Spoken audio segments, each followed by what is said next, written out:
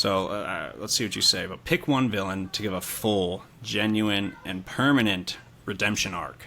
They're a hero for the rest of comic book history, future. I'm gonna go with Mr. Freeze. I like it. Yeah, Mr. Freeze already very, very gray as far as villains go, at least. I mean, he still does some brutal stuff, but I think that would lend awesome to Mr. Freeze in general, especially involving his wife and kind of his motives in general.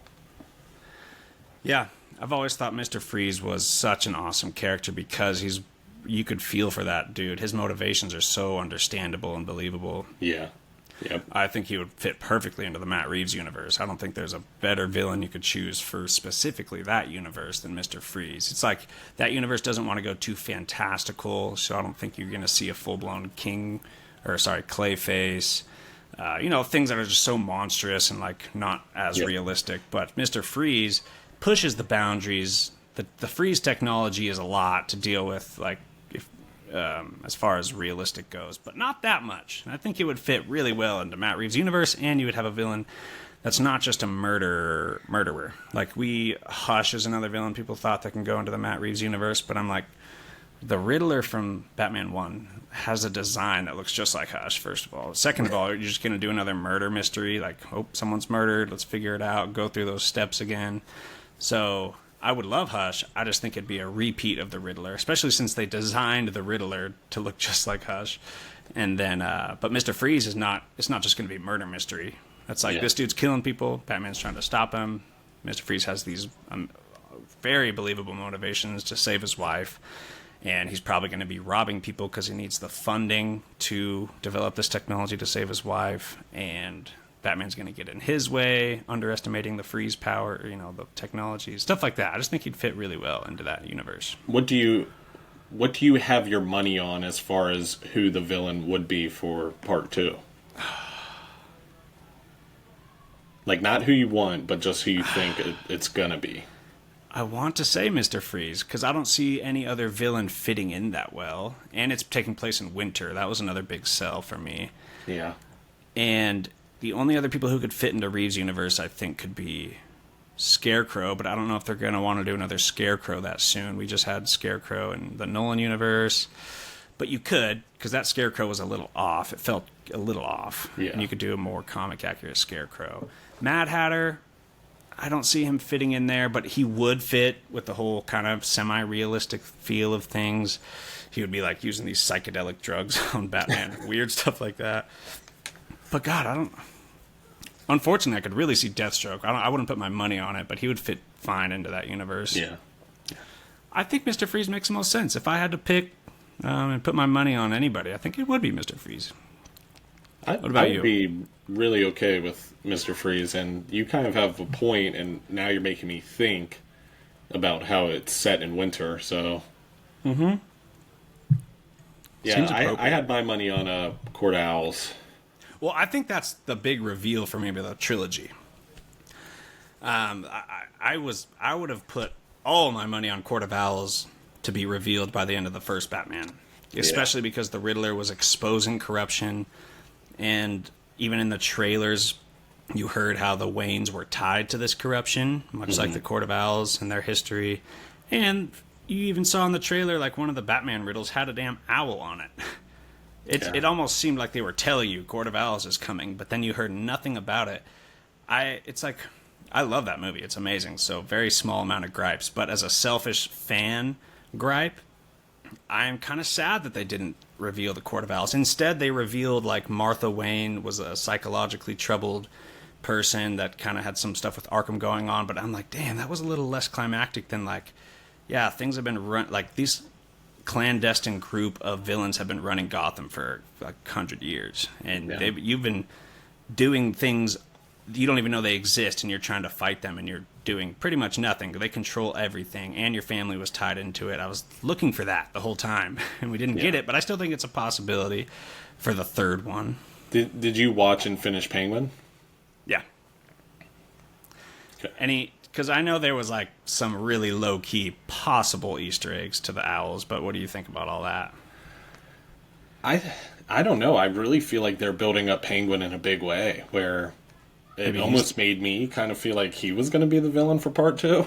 Right. Because if he goes to the level of like potentially becoming the mayor of Gotham or something, I mean, that's going to be a serious threat, and it's going to be a grounded one, which, like you said, is the Matt Reeves angle that he's applying to Batman. So, yeah, I kind of came out of that thinking that could be a possibility, which kind of fits into the winter themes too. Not as on the nose as Mr. Freeze, but Right. Iceberg Lounge, yeah. penguins. Yeah, like they live in snowy areas, glaciers. Yeah, but that show blew me away. That was Oh man, amazing. that was so good. I put it as a top 3 comic series, TV series of all time for me. Live action, Okay. Yeah, 100%. amazing. It's just the death. Spoiler alert for the Penguin, by the way. The death of Victor was probably the single most heartbreaking death I've seen on screen. It was so sad. It Yeah. was so sad. He just said, man, your family, he was always so loyal. He was always so nice, genuine, good dude, just kind of in the wrong place. And seeing him die was so sad. He's like, stop, please stop. Like, Yeah. oh man, that broke me. And I'm like, that was genius writing, because if he didn't do that, I'd be rooting for the Penguin. I would 100% be rooting for him. So now I really want to see Batman beat the absolute shit out of this guy. I want to see him pummel him, and I would not have wanted that if he didn't kill Victor. It was genius. Yeah, we talked about this. I did a live, I want to say like 3 weeks ago now, where we strictly talked about the Penguin, and I think that was the wake-up call that everybody got that reminded them that this is about a villain. This is a Yes. villain's origin story, pretty much. But one of the most impactful parts of that death was watching it with my wife, who's not into comics at all. Like, I think she's read like Saga, and that's about it. But we're watching, and she's just like clawing at my arm the entire time, like trying to escape for Victor. And I'm like, this has to be a good show if she's this invested like that and has no skin in the game, knows nothing about Penguin. Yeah. My wife was doing the same exact thing. And like my parents called or something when we were watching it, and we were kind of loosely talking watching it. And then, like, as we're almost saying goodbye, like, we're seeing Victor get strangled. And we're like, wait, what the hell is going on? I had to put the phone down, rewind. We're like, there's no way this is happening. And she was just, like, heartbroken. She was pissed, too. Yeah, She yeah. was pissed. Great scene there. Great scenes. Heartbreaking, but genius writing. Yeah, I agree. I came up with this just as we went, but if I gave a villain a full redemption arc, I chose. I think I'm leaning towards Kingpin, and if I thought about this more, I'd probably choose someone else. But I think Kingpin would be a really fun villain to explore that dynamic with, if he, with all his power and support, say as mayor or whatever, if he came to terms with being cool with Daredevil, because in the same time they kind of have an unwritten agreement that sometimes they have this agreement where they're not going to mess with each other.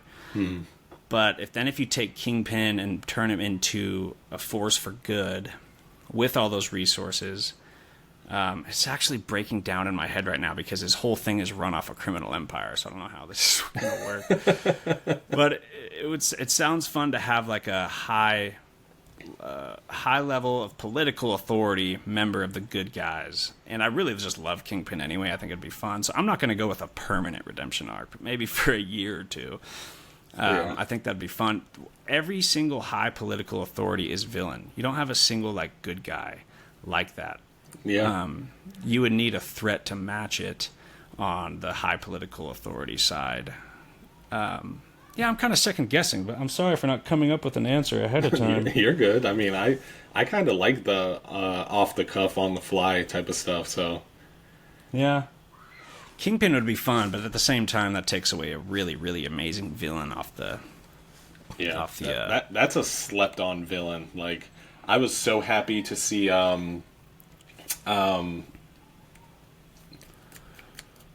was it when he's Devil's Reign, when we actually got to see him full control, actually like strut his stuff and be the big bad? Man, that was epic. So epic. I loved Devil's Reign. I did too. Yeah. And I really think I don't think it's going to happen. I was really hoping Spider-Man 4 was going to be kind of a Devil's Reign situation, because you still have kind of the fallout of the Sokovia Accords in the movies. Yeah. Comics, it's called Superhero Registration. That has never been that was mentioned in like some not end credit scenes, or maybe some opening credit in the Captain America and Winter Soldier. They did address this in some of the intro, like here's who's writing, directing, actors, and all this stuff, and the background images. They showed something about the Sokovia Accords. So still out there. And if that trickled down to something that put Kingpin into power, or not put him into power, but something that he used while he was in power.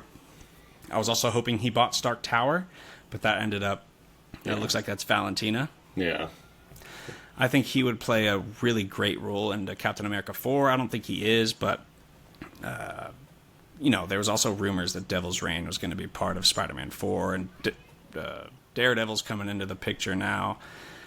But then we hear that it's going to be possibly a little more multiversal. It's going to be released after Doomsday, before Secret Wars. So all that's kind of coming off the board for me. Yeah.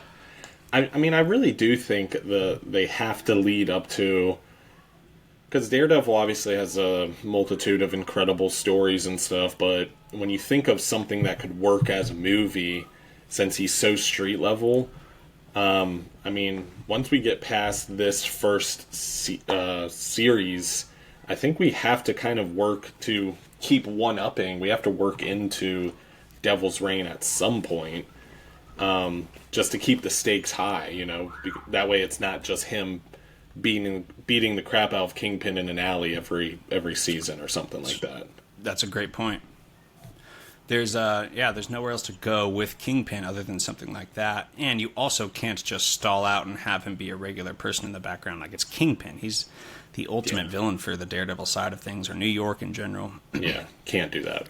No way. But I have another one. I have a different one. Kingpin, whatever. Deathstroke. Full-on redemption for Deathstroke, because, like I said, I'm reading Wolfman's original Deathstroke stuff. He's really not written as a villain. Mm-mm. His buddy Wintergreen always talks about he's actually a good person. He's a little morally gray, he's definitely kill for money and stuff like that. But he has a heart. He kills some animal poachers in this, which I really love. He does have a heart. Or if an elephant, some poachers almost got this elephant, and he put it out of its misery because he doesn't want it to suffer. Or this kid was running around, or his dad took him hunting or something, and they ended up shooting a cub. And the mom attacked the son, and I think killed the son. So Deathstroke had to go kill this lion or this tiger, or whatever it was. But he came back and he's like, "This is your fault. I had to kill an animal because you decided to go shoot a damn cub." All this stuff. He has a heart, but he is definitely written as a villain, especially to the Teen Titans. But I think that would be a lot of fun to have him be a good guy, but more of an anti-hero, kind of Punisher. Yeah. Who maybe the Justice League or the Avengers won't really fully get behind, but he works for the force of good. Yeah, and we've seen him kind of toe that line in Christopher Priest, or his New 52 run, or more recently in Deceased, The Unkillables, where he was the main character of that series. So I think the fan base would be there, and the fan base would dig it. So I think, I don't know if they'll ever do a full and permanent redemption arc for any villain. Legacy is legacy at this point. Right. But Deathstroke would be a good shoe-in, and people would buy that book for sure. Yeah. Did you ever think Lex Luthor was making a permanent redemption arc? Because that was a long time. I mean, that was started at the beginning of New 52. It led 5-6 years at least into Rebirth. He was acting like a hero. Did you ever at once think that was permanent? No. Yeah. I'm like I said, I've been reading comics for so long, and it's I don't think anything's permanent. I see a death, and I go, okay, he's dead for a year. He'll be back. Exactly. Yeah. Yeah. For sure. Deathstroke is a character, it's one of my most anticipated for James Gunn's DCU. which I do want to get your thoughts on a lot of this stuff eventually. Hopefully at the end if we have enough time. But Deathstroke is a character I want to see so bad done well in live action. We have seen him in live action in like the Arrowverse and the Titans show. Did you watch that Titans show? I think I watched season 1. Okay, I think. and then Deathstroke comes season 2. Yeah, but I've definitely watched the fights between Yeah. Nightwing and Deathstroke. You can't avoid that stuff. I mean, Yeah. So I've watched that. Why didn't you continue? Did you not like it? Just had to cut down on like streaming and stuff. Like there was a point where I had everything, and then when you look at your bank account, yeah, it's like $10 a month. But when it's $10 a month times 40 streaming, it gets a little expensive. For sure. Yeah. Absolutely. See, I think Titans is not talked about enough. I actually really love that show. I'm going through it again with my wife right now. She even likes it. I think Dick Grayson is a huge standout. He's a badass. Yeah. It's just season 1 and 2 I really liked. After that, it got really bad. Season 3 and 4 were pretty bad. Oh boy. Yeah, but I really love season 1 and 2. Do you remember that one? I think it might have been the last episode or two where Dick Grayson has like a vision in fear of the Batman starting to kill off all the rogues. Yeah. And I thought that was pretty sick. Yeah. But good show, not talked about enough. In Didn't my opinion. Kevin Conroy, he played Batman, and was that in that series, or am I confusing? No, not Kevin Conroy. It was you watch Game of Thrones, right? Yeah. It was Daenerys's like old fatherly figure guy. The white dude. Yeah. Yeah. Yeah. I know what you're talking about. Yeah, Super he gets like interesting. the scale infection. It's been Yeah. forever since I watched Yeah. it. Yeah. Yep. Okay. I remember Game of now. Thrones. Game of Thrones, I think, is the best TV series ever. I agree. It's so good. I've read the books too. I can't believe he hasn't dropped the last book yet. That dude is. I've been looking for a series that has felt like Game of Thrones, and I just can't find that itch again. There's nothing that will scratch that want. Right. It's perfect. Yeah. House of the Dragon is still pretty good, but not as good. Yeah, it's not the same. It's not the same. Especially the way they ended the last season. I'm like, come on, dude. Where's the war? We're not doing anything.